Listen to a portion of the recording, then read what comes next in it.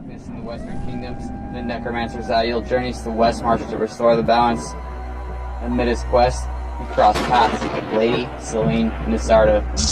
Blessed heir to an ancient house who seeks a necromancer to help convene with her late husband. But as they summon Lord Nisardo's spirit in the moldering crypt beneath the family estate, Zael and Celine stumble upon something unexpected. Find everything plot to unleash the demon Astruga and his minions on Sanctuary. Celine and Zael become entangled in a web of alliances and intrigues that embroil both the nobility and Celine's bloodline. Allies work to prepare a horrific ritual to ensure his coming. To his return, the moon of the spire is at the heart of the mounting evil in Westmarch. Wields a weapon.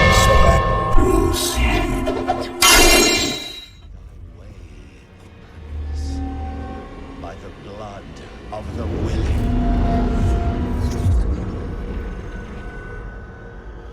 We call thee home.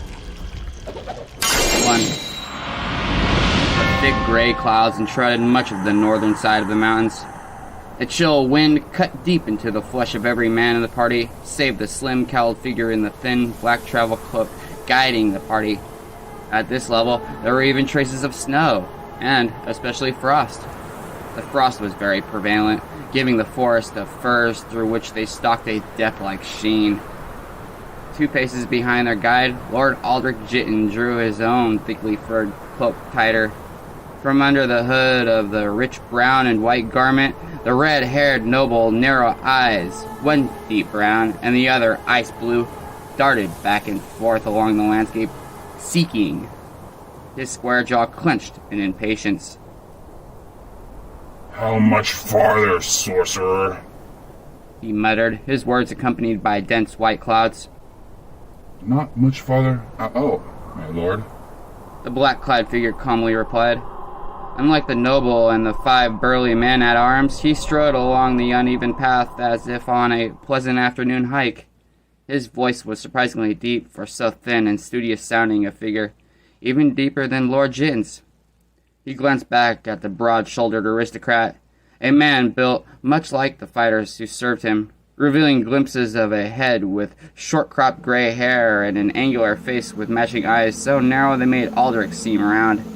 The skin had a darker, slightly yellowish cast to it, almost as if the speaker suffered jaundice. In fact, I dare say, the first hints will soon manifest themselves.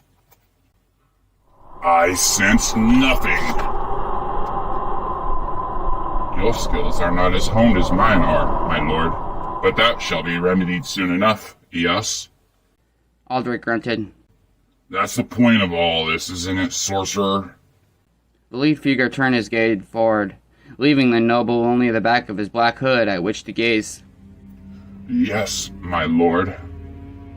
They fell to silence again. Behind Aldrich, the 5 servants struggled under heavy packs. In addition to foodstuffs and blankets, they carried pickaxes, huge hammers, and shovels. Each man also wore a sword at his side.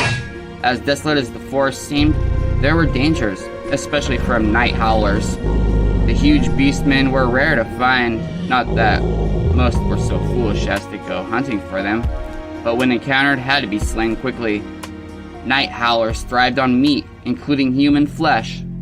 Legend said that they had always not been so monstrous, but no one in the Western Kingdoms cared about such legends. It was the blood-soaked facts that mattered. The only good night howler was a dead one. After all, as Lord Aldrich Jitten could attest, the dead ones at least made for fine, warm cloaks, like the one he wore. Several more minutes passed, and still the noble sensed nothing. He probed for some distance ahead, and only noted the continual emptiness of the mountainous lands. Even for this part of the southeastern Westmarch, the region was desolate. Not at all like the lowlands, where the lush, rich soil and pleasant rainfall made this part of the Western Kingdoms the envy of all other regions of the world. Even the thick fir forest through which they trudged felt sterile, more a ghost than a living thing. Lord Jitten grunted. And this had once been the heart of the ancient Westmarch? This had once been where the vast dominating estates of the Sons of Rakkus had loomed over the first beguiling kingdoms of the land. The moldering parchments and crumbling stone slabs through which Aldrich had for months poured and spoken of a much warmer, much more regal land of huge city-sized estates, each of them run by one of the 5 lines descended from the legendary Paladin Lord. Few today knew the origins of King Rakkus, founder and first ruler of Westmarch, and most of those, Aldrich included, understood only that he had come from somewhere in the east, possibly even beyond the jungles of Kyrgyzstan. As one who believed himself descended from that very same lord, Aldrich thought this most definitely the case, and the explanation for the narrowness of his own eyes. What happened to the last of the Rakkus line was up to conjure, albeit by very few, since the legacy was all but forgotten in modern times. Lord Jin gathered from what little existed that, somewhere deep in the past, there had been a struggle for power between factions over an object of power. In fact, there had been more than one reference to it, and that had been what had first instigated him to search on. Yet until the chance encounter with his foreign companion ahead, the noble had found only dead ends. And dead ends were not something Aldrich needed. The dreams were growing worse with each night. They tortured and beguiled him at the same time. They hinted of enemies seeking his weakness, shadowy figures who had become so very real that Aldrich, despite never having clear faces or intelligible voices, each night the whispering phantoms drew closer to overtaking him, and each night the fear in him swelled greater. Often he woke full of sweat, certain that his screams had been heard throughout his estate. But those dreams had also given him the first clue, the one that had led him to the history of the Lords Rakkus and, finally, to this climb into the chill mountain region. Each time Aldrich had nearly taken by faceless horrific enemies, something had saved him. At first, it had been only an indistinct object, one that had appeared magically in his cupped palms. In progressive dreams, however, it had taken on form, gradually becoming a sphere, a huge pearl with odd yet familiar markings. At the same time, hints of the Rakkus ties to it had materialized. Old rotting banners with the house symbol still intact. Dank catacombs with the snarling wolf carved into the stone. And more. Most men would have simply thought themselves mad. But then, most men were not Lord Aldrich Jin. Even before he had determined that within him coursed the blood of the Sons of Rakkus, Aldrich had known that he was of a select few. After all, he had been gifted with a touch of magic. His skills were slight, true, but in the dreams, they had grown, and when he had touched the gigantic pearl, that had, in fact, been the only reason his dream self had thus far survived. And if Lord Jin was to survive in the waking world, did it not make sense that he find what his subconscious kept steering him toward? Did not all his dreams and research mean to culminate in locating what the Eastern Devil called the Moon of the Spider? Aldrich stood as if suddenly as frozen as the trees around him. He glared ahead hopefully, but saw only more of the same bleakness. Sorcerer! The noble snapped. What by the lords was that utterance for? There's nothing here! His guide did not even look back. Your senses are not attuned enough, my lord. You cannot see what there is to be seen, but I promise that it lies just before us. One arm stretched back, the narrow yellowed hand gesturing Aldrich forward. Step up, and I will show you a taste of what you desire to wield. Lord Jin needed no encouragement. Driven by his demons, he battled his way up to where the slim figure awaited him. The 5 servants, much more encumbered, did their best to follow their master. Where? Where, damn it? All that stood before him were mounds of stone and ice in the same endless forest. The yellowed hand suddenly reached out and seized his own, squeezing with a strength that made Aldrich wince. And the Western aristocrat did. Everything was as it had been before, and yet now Aldrich saw distinctions that his sweeping glance had so quickly dismissed. The mounds of stone and ice had definition, if one only looked close, definition that nature could have not created on its own. Lord Jin stared up the length of the mountainside and took in the full scope of what those definitions meant. Can you sense it now? Asked his companion, releasing his grip on the noble. Aldrich nodded. How could he miss it now? More to the point, how could he have not sensed it in the first place? The stronghold of the last of the sons of Rakis. Ahead lay what to the ignorant simply appeared a large, oval depression between two ridges. Of course, those ridges were much too uniform and, to Aldrich's now awakened senses, were the flanking walls of the entrance to a much larger structure, rising up several stories above. The Lords Rakis had built their massive estates into the very mountains, carving out the rock where needed, adapting it where it was not. Now Aldrich saw the steep city that they had built, each level once luxurious and spanning. There were small terraced villas and garden walkways, all draped by the culmination of centuries of weather.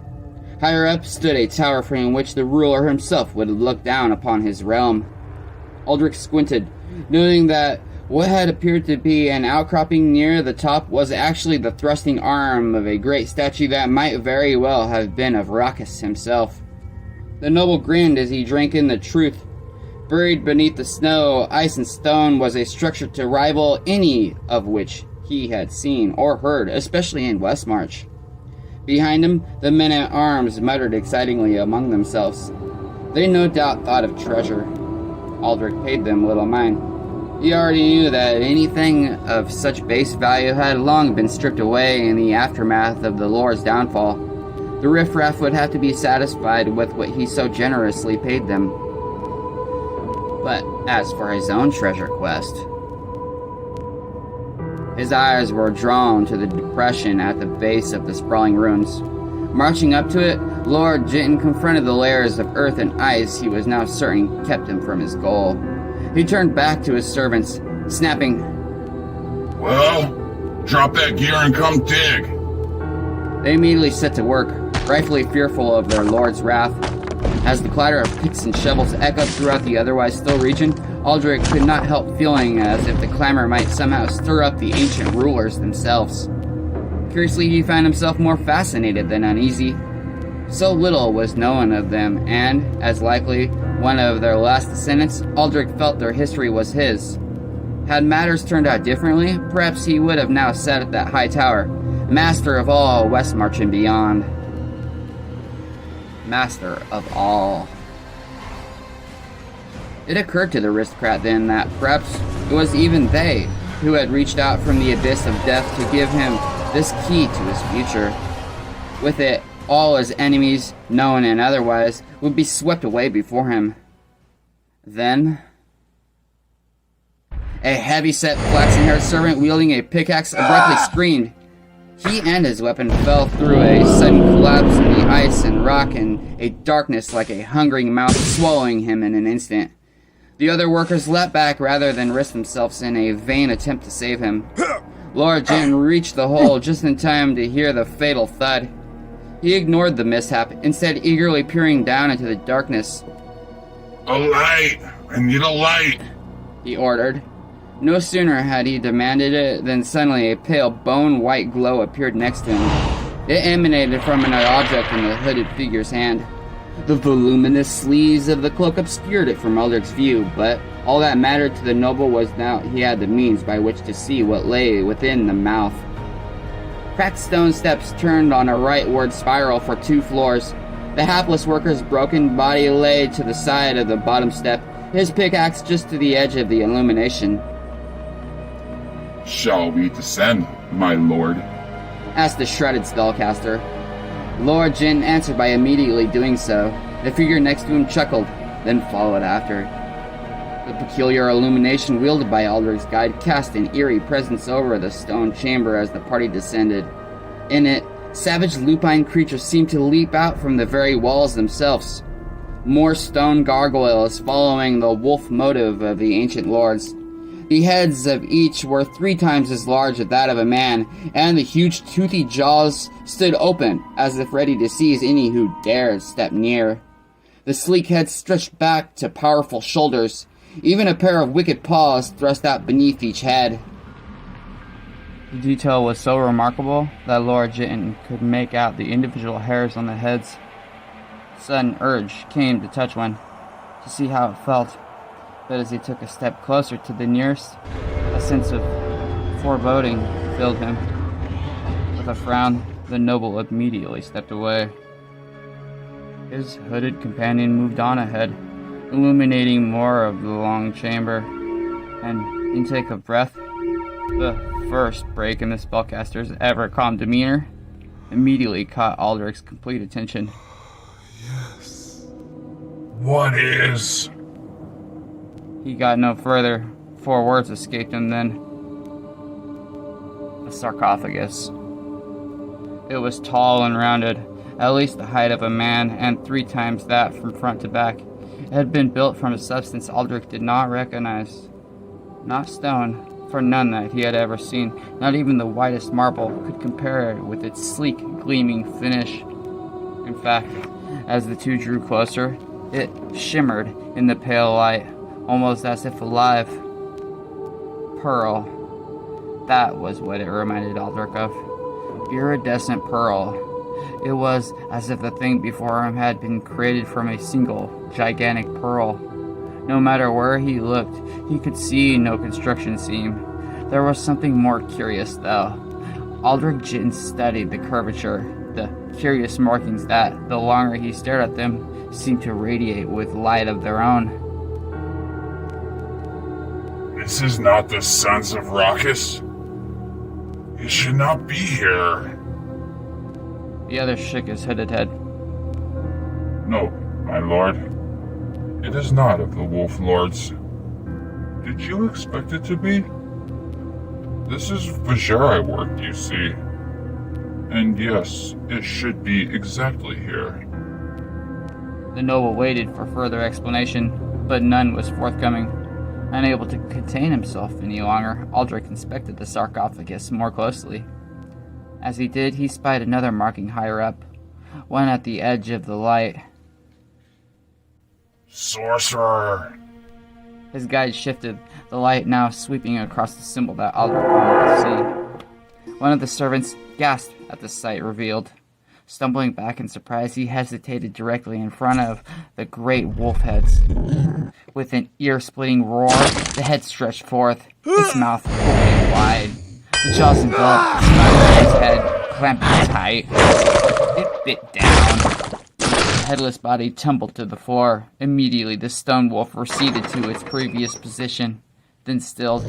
Its jaws remained shut, but crimson dots now dotted the floor beneath. The remaining 3 attendants started retreating to the steps, but a fierce look from Lord Jitten drew them forward again. Satisfied of the control over him, he gazed once more in rapt attention at the symbol draping the upper part of the elaborate sarcophagus. Despite forces he could now feel emanating from within, Aldrich did not hesitate to bring his fingers up and trace along the vivid crimson outline that had so frightened his followers. A huge circle, and within it, the stylized shape of a menacing, 8-limbed creature. An arachnid. The sign of the moon of the spider. The noble whispered. Did I not promise? Asked the other. Lord Jitten began seeking some manner by which to open the sarcophagus, but his grasping fingers could still discover no crack, no handle. Are we in time? We are. The more his efforts proved for naught, the more frantic Aldrich's search became. He started banging his fists on the top, striking the spider emblem hard. Finally, whirled on the servants. Get open! Hurry! With clear reluctance, they came forward with pickaxes. My lord, began the hooded spellcaster. Jitten did not listen. He pointed at the center of the arachnid. There! Strike there! As when the trio laid into the effort, striking with practiced efficiency. Once, twice, thrice. Each tool bit into the top of the sarcophagus, almost always pinpointing the spider symbol perfectly, but not one of the strikes so much as marred the surface of the structure. The head of one pickaxe chopped off, flying through the chamber and clattering against the wall. At that point, Aldrich ordered the 3 men back. Sorcerer? I have the means, yes. An enraged Lord Jitten turned on his guide. Then why did you let us waste precious time? Rather than point out that he had attempted to tell the noble earlier, the spellcaster suggested, Those 3 would make better use of themselves at the moment, lighting torches. We will need the fire's illumination in a moment. A wave of Aldrich's hands set the servants to work. Within seconds, 2 of them wielding blazing torches. At that point, the Outlander hid away the object he had used to first light up the tomb. Pushing back his hood, he surveyed with satisfaction the sarcophagus. Make your choice, I await. What a tangled web we weave. Proceed. One hand came up. In the palm, a tiny black crystal glittered. As it is sacrifice. Suddenly, the crystal sprouted tiny legs, 8 in all. To the astonishment of all save its master, it leapt from the palm, landing readily atop the symbol on the sarcophagus. Where the pickaxe had made not even the least penetration, the 8 limbs thrust with utmost ease into various parts of the lid surrounding the center of the crimson image. There was a brief hiss, and the rounded top slid back. Lord Aldrich Jitten did not question where his companion had procured the macabre key. All that mattered was that the way was open. Leaning, he eyed the contents. A long robe form lay stretched within. There was something amiss about it. Bring the torches up. I can't see. Aldrich commanded. In the fire, the occupant was revealed. Although he had already expected it not to be the remains of one of the Lord's Raucous, the identity of the entombed figure still startled him. It's one of their own. A Vajeri. The Vajeri were sorcerers whose origin also lay in the east, but they were of a more worldly nature than Aldrich's companion. They had ambitions and desires, and in his life, Lord Jitten had paid some of them for nefarious services. Not all were of such dubious nature, but to Aldrich, the distinction between good and bad Vajeri was negligible. But why waste such effort for the burial of one of their own in this of all places? Why make such a trek here in the first place? Skin still covered the bones of this ancient spellcaster, as did wisps of long gray beard and hair. The familiar orange-colored, wide-shouldered robes called the turanash, a style hardly changed after centuries, wrapped around the macerated body. Golden runes, supposedly designed to enhance the wearer's power and protect him from harm, lined the garment. A gold breastplate and belt gave some hint of past glory and riches, but such things were of no such interest to the noble. At the mummy's left side lay one of the rune-etched staves generally wielded by those of the order. In the gnarled, gaunt hands resting atop lay the object of Lord Jitten's quest. It was not as large as in his dreams, but it was no less spectacular. The size of an apple, maybe a bit more, but that was it. It resembled a pearl of lunar radiance. A perfectly round moon that somehow made the sarcophagus seem crude and dull. An entire city, nay, all of Westmarch, could surely have been bought with it. Had there been no more to the artifact appearance, perhaps Aldrich would have done just that, for then it would have been otherwise useless to him. As it was, though, Even the clawed fingers of the dead Vajera could not obscure the 8 ebony streaks perfectly crisscrossing the pearl. They were the reasons for its name. The reason he had sought this treasure out. They were the reason it was called the Moon of the Spider. Lord Jitten started to reach for it, but his shadowed companion prevented his hand from rising. Taking from the dead is hardly the work of one of your station, my lord. He suggested Aldrich, his low tone hinting of something more than the properties of caste.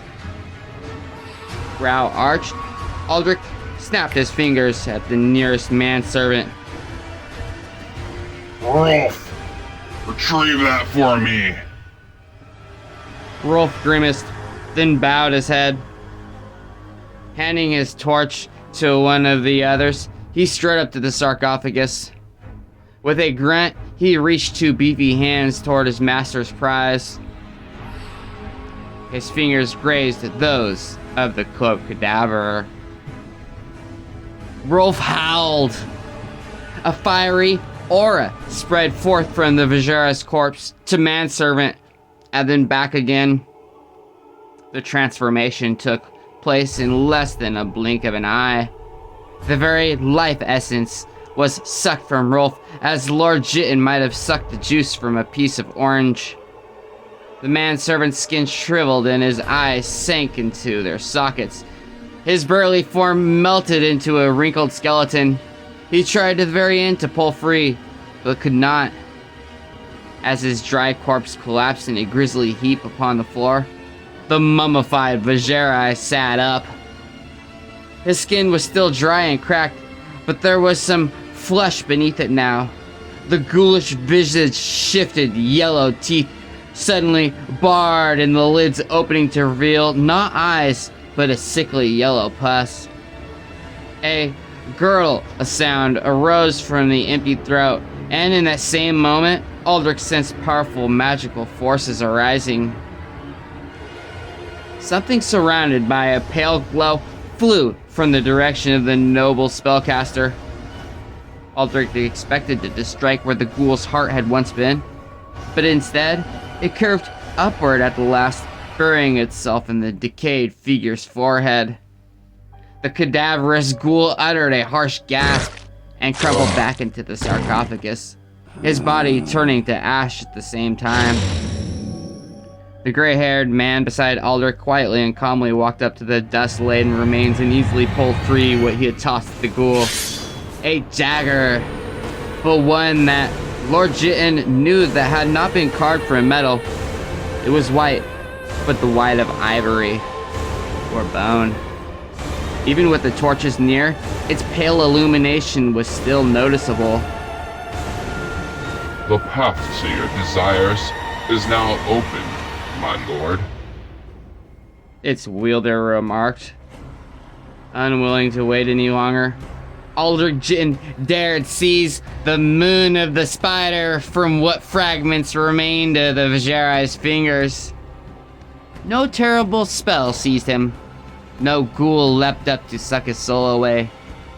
It was his. At last, it was his. The first step. Remarked his gray companion. Now we must prepare for the rest.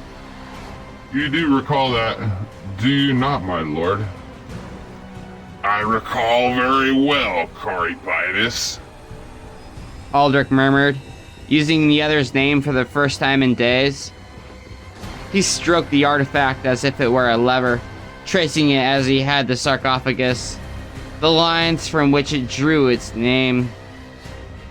Caribitis began removing his travel cloak.